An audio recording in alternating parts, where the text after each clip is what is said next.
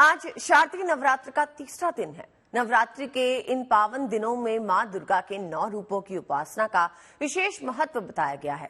भक्ति में डूबे श्रद्धालु मां की उपासना के महत्व को खूब समझते हैं, लेकिन क्या कभी आपने इस पर गौर किया है कि मां के ये 9 रूप अपने भक्तों के लिए जिंदगी के ऐसे सबक हैं, ऐसे सूत्रों को समेटे हैं जिनका पालन आपको जिंदगी में कामयाब बना सकता है।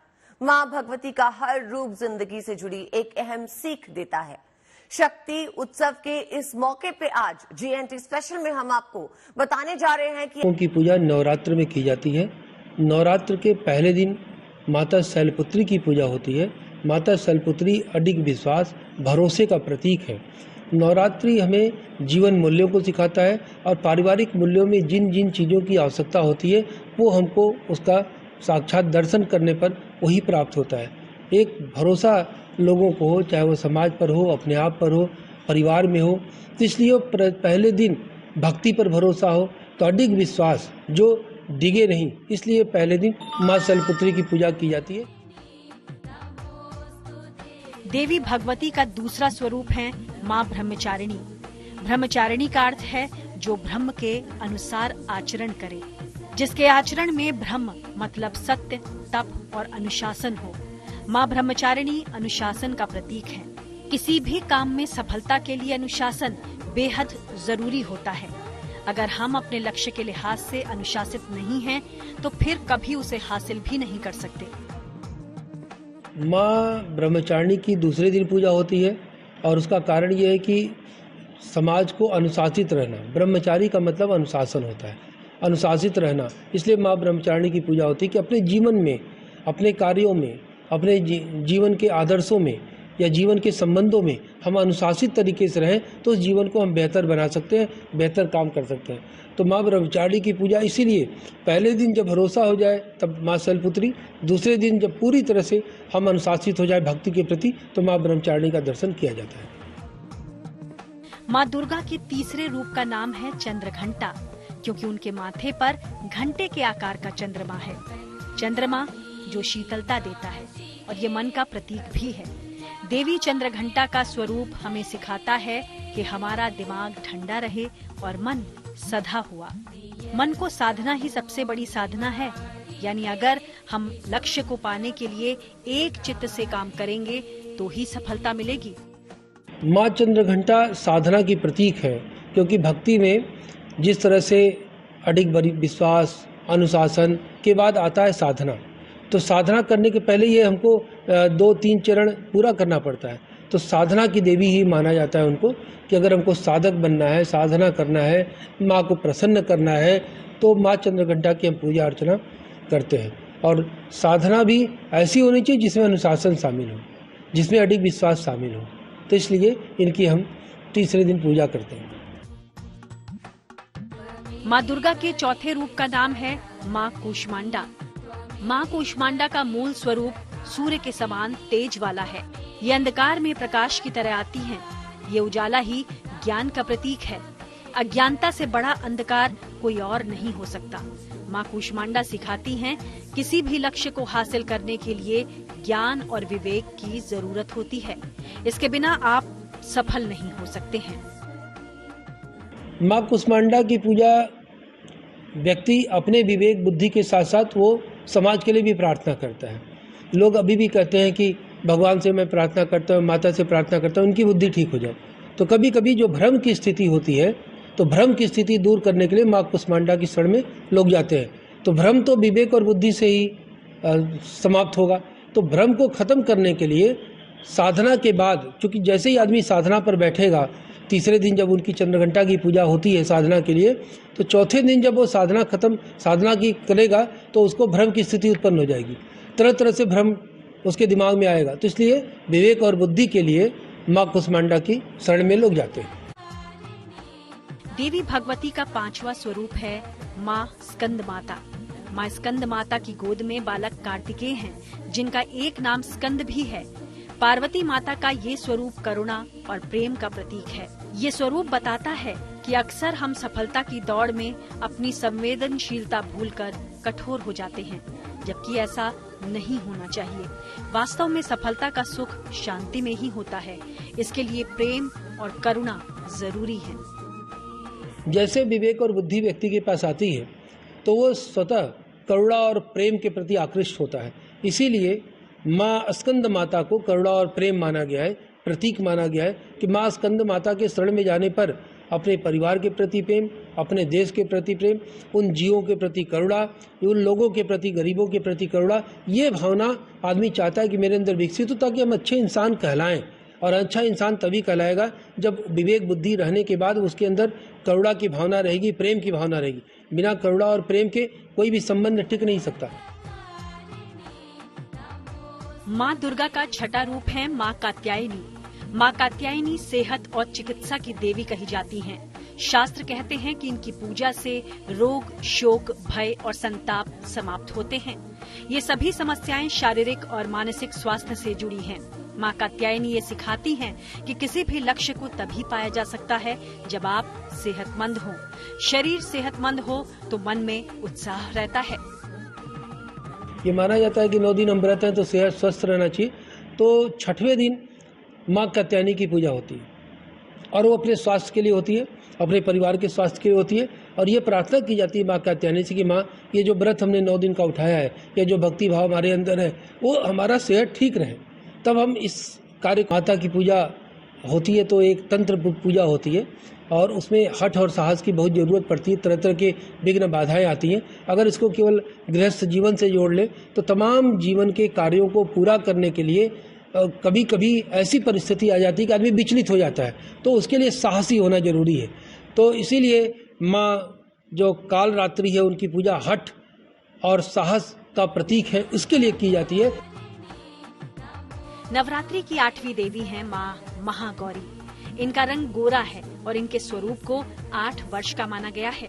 माँ महागौरी सिखाती हैं कि हम जिंदगी के किसी भी क्षेत्र में चाहे कोई भी काम कर रहे हों, वहाँ हमारा चरित्र उज्जवल और मजबूत होना चाहिए, जबकि हमारे स्वभाव में मासूमियत होनी चाहिए।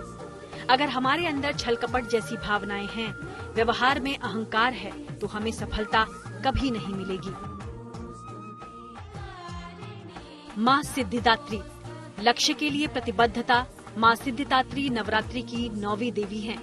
जैसा कि नाम से ही जाहिर है, सिद्धिदात्री यानी सिद्धि देने वाली।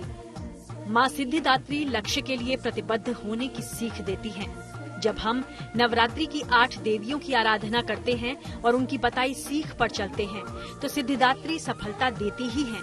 यानी किसी भी लक्ष्य को पाना है तो 8 देवियों के बताए सूत्र को हमेशा दिल और दिमाग में रखना चाहिए।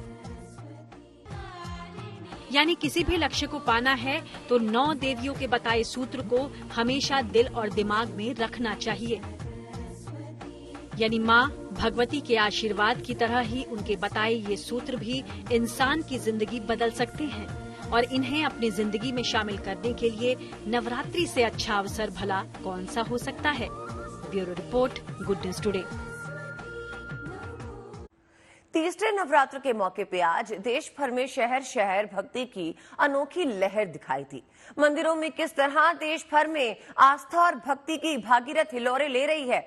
माँ चंद्रघंटा अपने भक्तों की रक्षा के लिए हमेशा तैयार रहती हैं।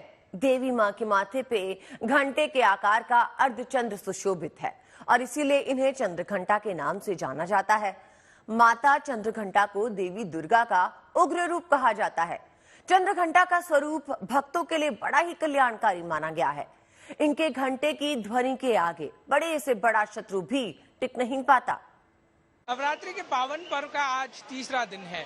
तीसरे दिन भी देश के अलग अलग मंदिरों में, अलग अलग पूजा पंडालों में माता की भक्ति के लिए लोग सैकड़ों की और लाखों की संख्या में पहुंच रहे हैं। हर साल मुंबई में भी नवरात्र पर लोगों की भारी संख्या देखने मिलती है। आज नवरात्रि के तीसरे दिन माँ चंद्रघंटा की पूजा की जाती है और ये माना जाता है कि माँ से जो भी मांगा जाए वो सारी मुरादें माँ पूरी करती हैं उनकी आराधना करने के बाद। मुंबई में हर साल लोग मां मुंबा देवी मंदिर पहुंचते हैं और लाखों की संख्या में भावुक यहां पहुंचते हैं। मां मुंबा देवी के लिए ये भी माना जाता है कि यहाँ पर आप मां मुंबा देवी की आराधना करते हैं, उनकी दिल से पूजा करते हैं तो सारी मन्नतें और सारे कष्ट जो हैं मां मुंबा देवी आपके हर लेती हैं। मुंबई का मां मुंबा देवी मंदिर 400 वर्ष पुराना है और यहाँ पर लोगों की भीड़ आप देख सकते हैं। माता का जयकारा लगातार आपके कानों में गूंजता रहेगा। वहीं आरती से पहले मां मुंबा देवी की पूजा की जाती है, वहीं उनको श्रृंगार किया जाता है। मंदिर की सजावट देखिए, ये सारे जो फूल हैं वो हर रोज बदले जाते हैं और मां की आराधना की जाती है।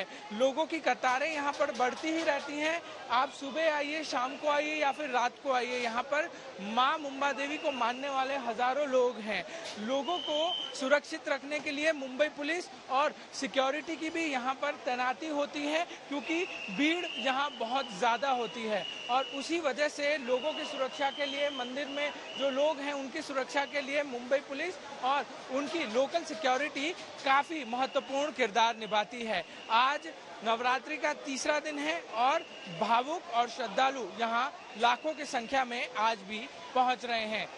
कैमरामैन साहिल चौहान के साथ पारिस दामा, गुड न्यूज टुडे। नवरात्र का तीसरा दिन मां चंद्रघंटा की आराधना का दिन होता है। आज जीएनटी पे आपको पंडित शैलेंद्र पांडे बताएंगे कि आखिर मां चंद्रघंटा की पूजा की सही विधि क्या है और नवदुर्गा के इस रूप की उपासना से आपके जीवन में किस तरह खुशियों और सौभाग्य का संचार हो सकता है। जब आप साधना में आगे बढ़ते हैं तो पहले आपको एक्सपीरियंसेस होते हैं, अलग अलग तरह के अनुभव होते हैं। कभी साधना में खुशबू आने लगती है, कभी साधना में पायल की, घंटी की आवाज सुनाई देती है, कभी साधना में शरीर हल्का लगता है हवा में उड़ रहे हैं। साधना में इस तरह के अनुभव होना शुरू हो जाता है जैसे आप साधना में आगे बढ़ते हैं। और ये अनुभव देवी का जो स्वरूप देता है आपको जीवन में, उस स्वरूप का नाम है चंद्रघंटा। नवरात्रि के तीसरे दिन तीसरे स्वरूप के रूप में इनकी पूजा होती है। नवरात्रि के तीसरे दिन साहस और आत्मविश्वास की शक्ति मिलती है।